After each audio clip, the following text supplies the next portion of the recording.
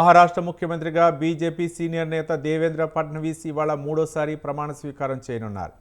రాష్ట్రానికి 21వ ముఖ్యమంత్రి కానున్నారు. సాయంత్రం 5:30 దక్షిణ ముంబైలోని ఆజాద్ మైదానంలో మహారాష్ట్ర ముఖ్యమంత్రిగా మూడోసారి ఫడ్నవీస్ ప్రమాణ స్వీకారం చేయనున్నారు.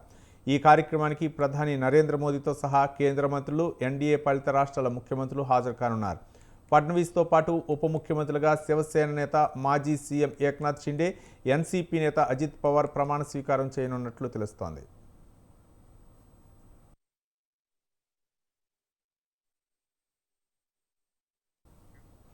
(1989) ఏబీవీపీ ద్వారా విద్యార్థి రాజకీయాల్లోకి ప్రవేశించిన ఫడ్నవీస్ 22 ఏళ్ల వయసులోనే నాగపూర్ కార్పొరేటర్గా ఎన్నికయ్యారు. 1997లో 27 ఏళ్లకే మేయర్గా బాధ్యతలు స్వీకరించారు.